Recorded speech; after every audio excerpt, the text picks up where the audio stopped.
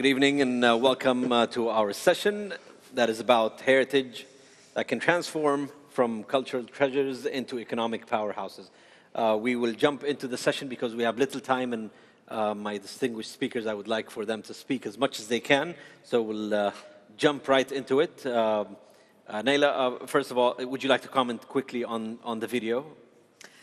Good evening, everyone. Thank you, Yassir. Well, first of all, I'd like to say that I'm really happy to be here in Saudi Arabia for this very fascinating event, gathering so many people who are passionate about culture and creative industries. And this video is a short video just to show what we've accomplished in almost 30 years with an heritage that comes from sub-Saharan African countries and that was totally marginalized, and that is showing our African roots, and that managed over the years to totally transform the economy of a city. So it's an intangible heritage. Few people believed in it in the beginning, and it really happened to be something incredible that is renowned internationally, and that has been driving a very interesting change.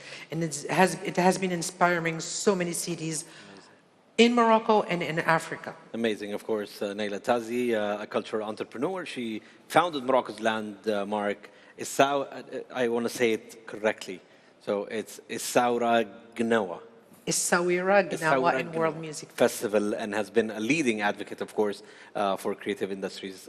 First of all, thank you for the intro video. We will jump to the questions. We will start, of course, with our first distinguished speaker, Lord Neil Mendoza.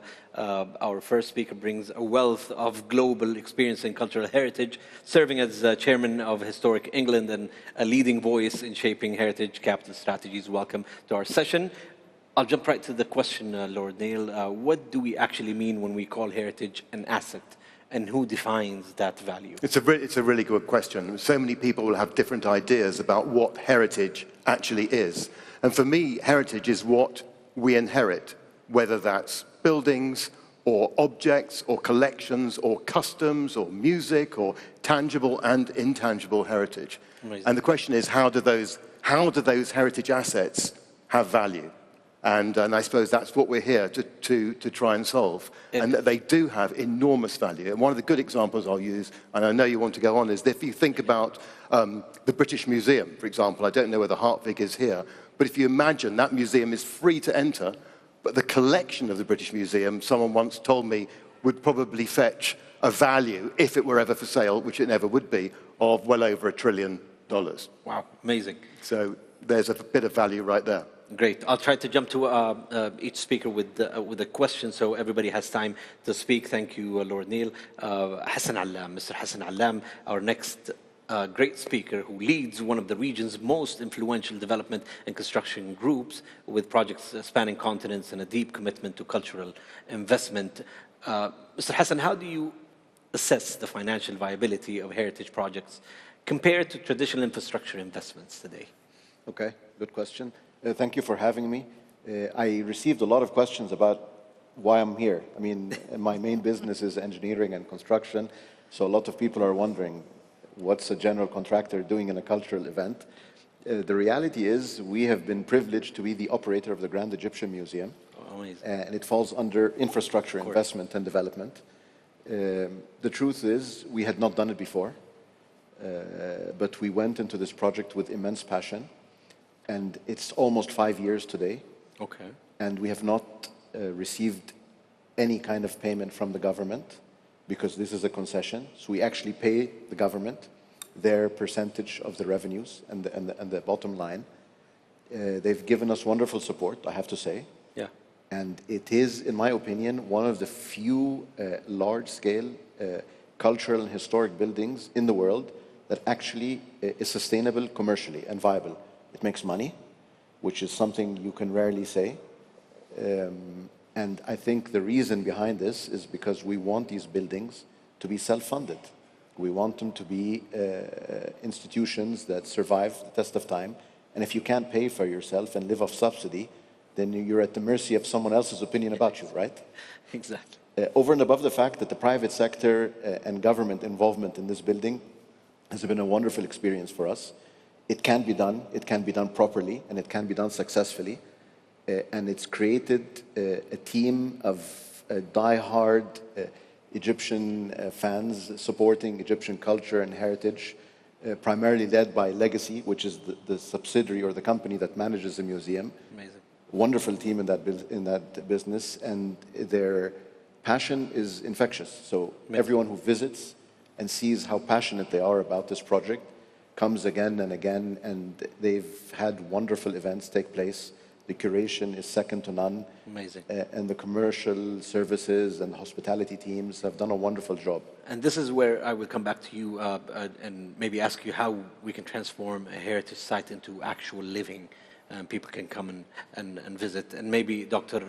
Abdurrahman Sahibani can actually help us answer that question. Representing the Royal Commission of for Al-Ula, Dr. Abdurrahman, he has overseen some of the most ambitious cultural heritage projects in Saudi Arabia, positioning the kingdom of on the global stage. Dr. Abdurrahman, ahla wa sahla feek. When we talk about heritage as an asset, what do we actually mean and who defines that value? And also, I want you to basically answer me or give me an answer on how can we transform heritage sites into actual living today?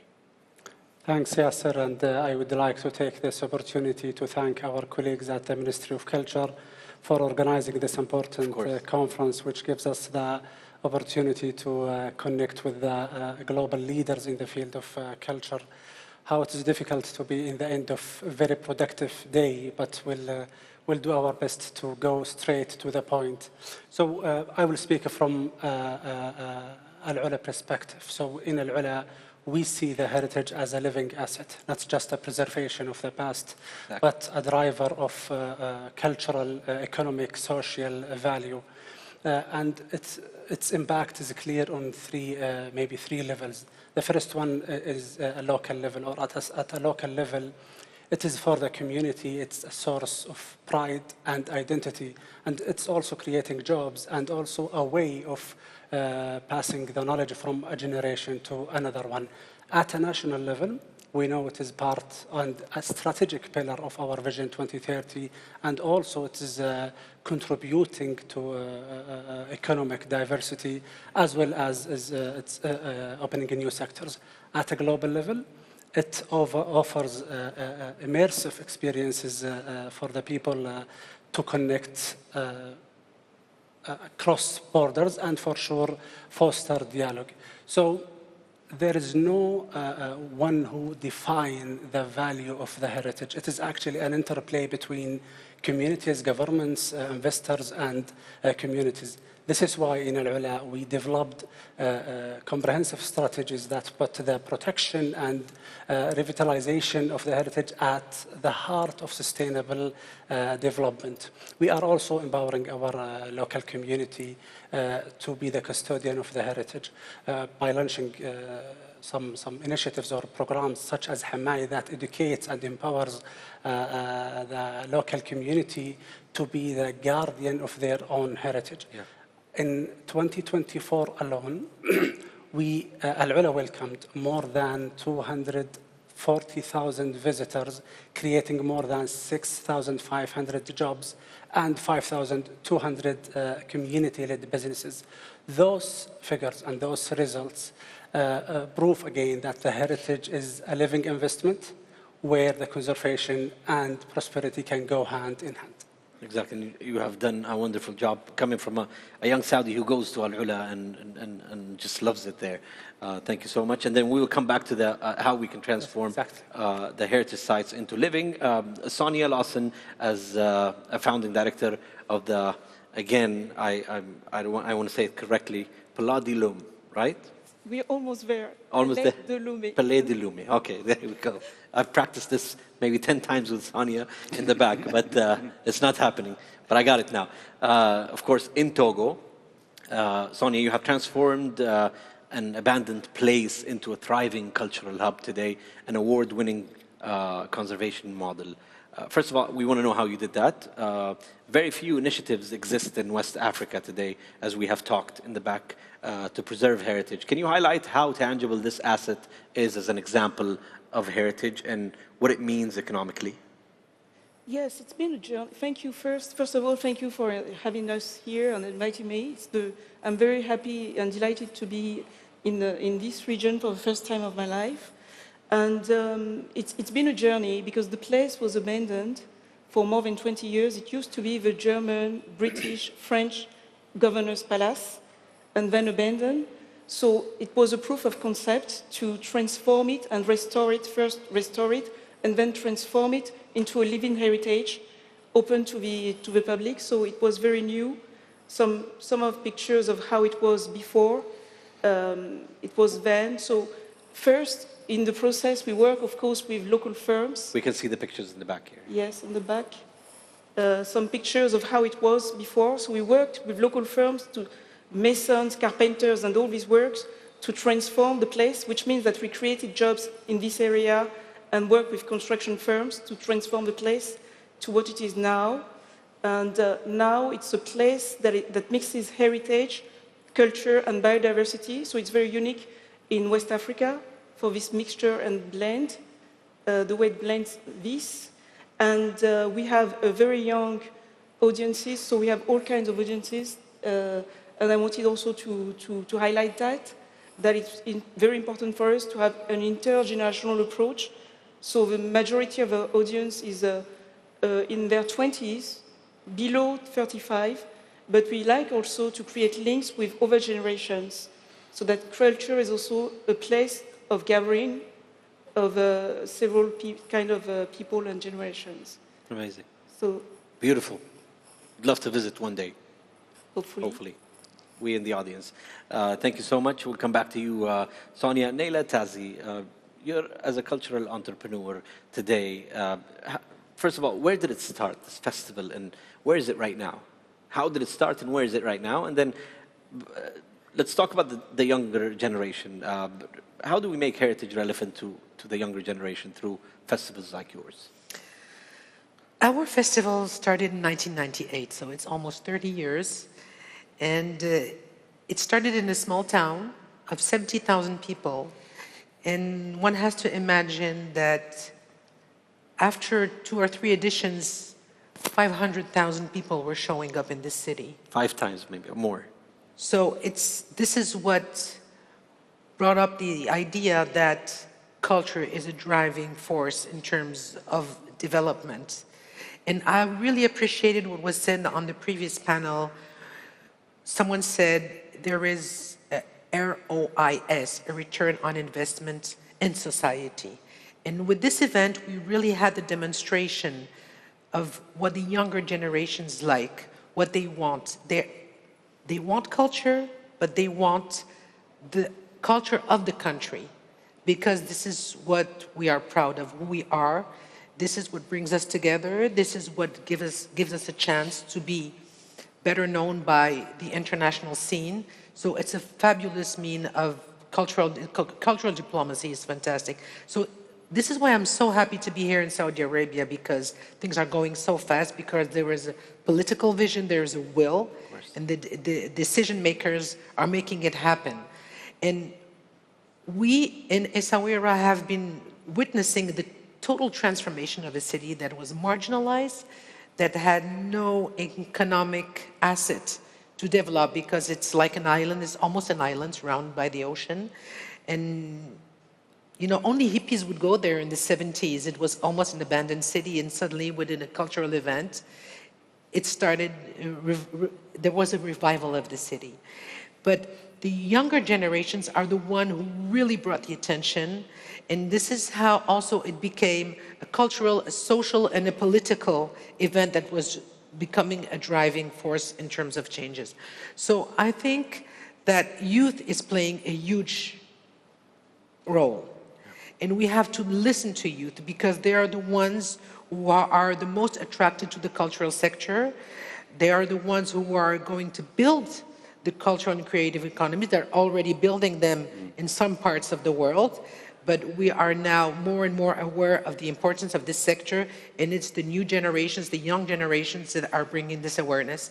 And for us, as people who started an event, I'm a member of the private sector, I'm not a governmental member. I really believe that we have to encourage the private sector's young entrepreneurs and to give them the more chances as possible to realize their ideas and their projects in the cultural and creative sector. It always starts with a believer. So in passion, and passion.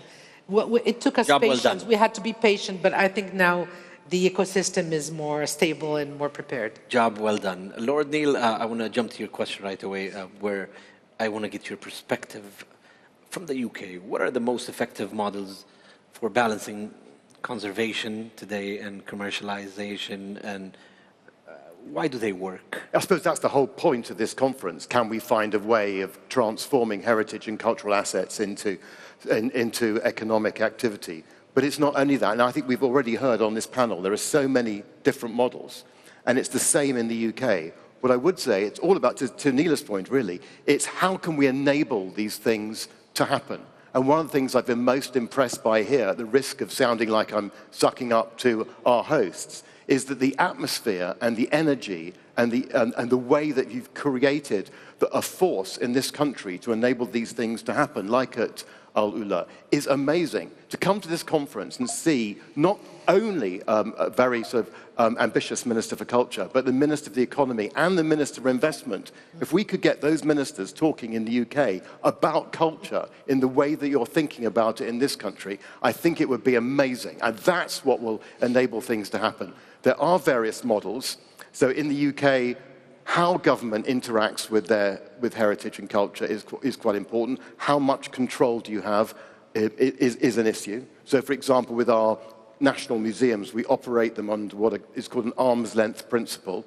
They have their own boards, they have their own allocated funding from government to a certain extent and to a certain bit of control. They can do what they like within certain parameters. But, you know, and for example, at Historic England, we have an arrangement with government. We're a government agency. We own a brand, English Heritage, which looks after 400 sites around the country: Stonehenge, Hadrian's Wall, Dover Castle, and so on. All each, in a way, with their own operating model. Nothing as amazing as Hassan's model in Cairo, by the way, and I want to learn how that works more so that we can perhaps apply it in the UK. But we also, in the country, have 400,000 different sites and properties that are designated and protected under our system. So I would say that there is each place, like Al Ula, each one will have its own way of handling its operating model. But the key is that you need the energy and the support of government, who can then empower brilliant and individuals to make this happen.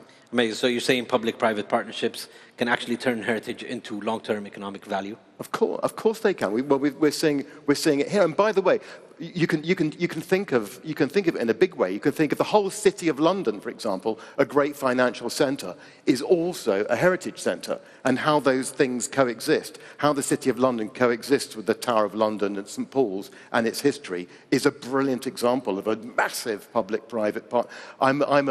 At Oxford University, similarly, that's a place where heritage has to coexist with education, but also business. Amazing. Mr. Hassan Allab, I think the question was already asked. How does it work? Lord Nathan is asking, and I'm asking, how does it work? And how can private sector partnerships ensure heritage development today that delivers both economic returns and community enrichment? Okay, so there's no secret recipe. I mean, most institutions like the Grand Egyptian Museum have commercial space, have curation, have events. So we're not redefining the wheel. Again, I don't want to sound like I'm being cliche or cheesy, but it's the energy that the people responsible for the place bring. And because they feel that for the first time, the private sector is able to play a significant role in showcasing this marvelous building and the marvelous artifacts and the history associated with it, they've been able to create unbelievable events, unbelievable experiences. The people who represent the hospitality and let's say the guides who take our guests around are so interested and so excited, people want to come back and over again. Over and above the fact that we have now been basically receiving revenues through leasing out commercial space, office space, cultural events, corporate events that meet certain criteria, because you don't want these historical places and cultural and heritage sites to be places where parties are held. I mean, it's a little bit inappropriate. But again, to have the right balance, the right calendar of events, the right commercial setup, to be able to create venues for local industry, small industry, to showcase how artisans and craftsmen who work in Egypt can sell their products internationally and give them an outlet to do so successfully, has been an unbelievable success story for us. Amazing. Jumping to Al-Ula again, Dr. Abdurrahman, how was Al-Ula transformed into a beautiful living? And I would like to ask you, how can in your experience, what are the biggest misconceptions investors or developers have when approaching heritage projects?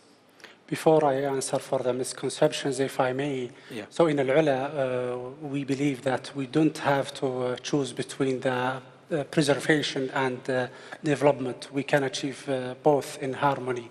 At the Royal Commission for Al-Ula, we have developed what we call comprehensive regeneration framework built on 4 principles.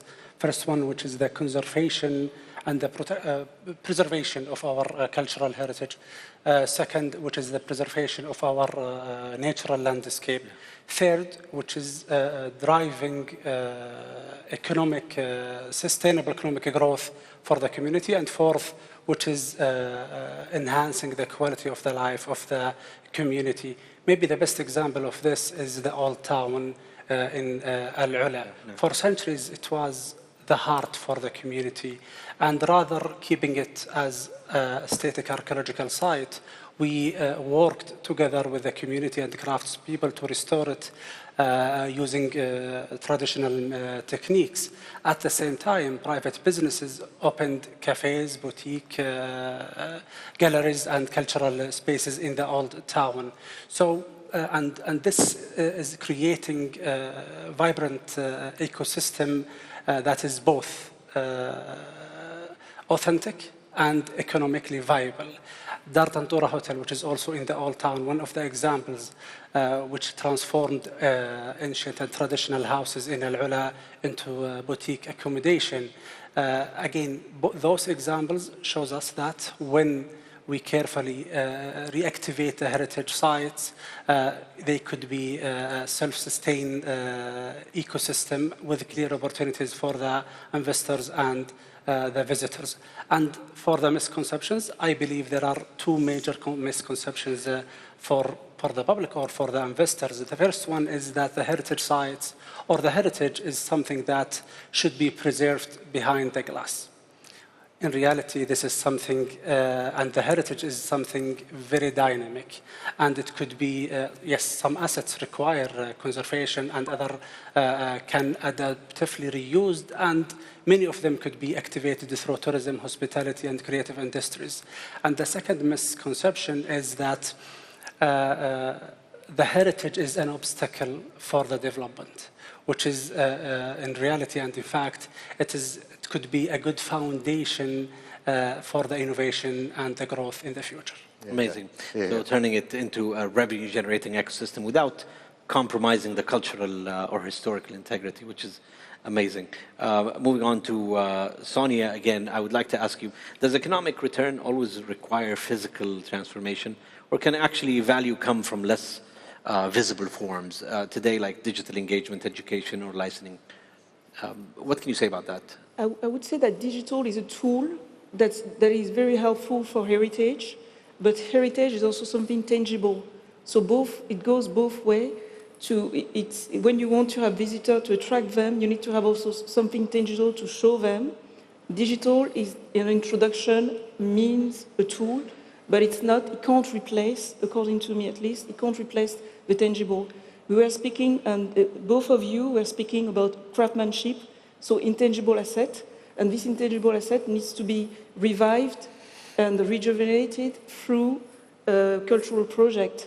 So, and what more tangible is than having a weaver? So, for instance, we work with weavers, traditional weavers, potters. So, all these craftsmen, they have ancestral knowledge, and they're happy to, we're doing digital activities with them to show their works to our audiences. But at the end of the day, when you see a pot, it needs to be a real one. So I would say that it goes together. Amazing. Last question, Naila Tazi, I would like to ask you, for lessons maybe that you can give from Morocco's cultural economy that could be useful for emerging markets. Well, that's a nice question because Morocco has been investing a lot of talent in doing, and passion in capitalizing on its asset. I want to recall that more and more countries in the world are aware of the importance of heritage, the patrimoine. We all try to register as much elements as possible at UNESCO because it brings awareness. There are almost 2,000 elements registered on UNESCO list. Maybe 2/3 are heritage and 1/3 is intangible heritage. We, in our part of the world, I'm talking about the Arab world and Africa, we have more intangible heritage. And so it is very important to take care of that also, because it's what defines our identity. It is what has been passed down through generations, and that's who we are, and that's what we're proud of. So let's be as authentic as possible, use the modern tools, use the digital tools, use everything that is modern, but remaining who we are, because that's what makes the difference. And also because all this heritage we're talking about is so important in tourism that is becoming an important economic sector. We have to nurture this specificity of who we are, staying who we are, and proud of who we are. And this is what we really worked on in Morocco. And this is an expertise we really developed, and we would love to share with Saudi Arabia and any country that is interested in it. And just to finish, because I don't know if I will have another opportunity to speak, I just want to say that, because this is the example we had on this movie that was a passion for me in my life, the project I dedicated 30 years of my life. But this small city became a UNESCO registered city, and it's also a creative city, and it became a learning city. So in the beginning, we wouldn't imagine that we would get into such an interesting dynamic. And now we are, for example, hosting programs with Berklee College of Music in the United States, because we're sort of a world music capital. Amazing. And this is very interesting because it never ends. You can keep on nurturing a project with very diverse ideas. Beautiful. And you are always welcome to speak. The Ministry of Culture doors are always wide open for everyone. Today, I can say, or I can end this session with saying that heritage is both identity and investment, a powerful driver for culture and economy. Please join me in applauding for our distinguished speakers in this session. Thank you very much. Thank you. Yes, sir. Thank you. Appreciate it. Thank you.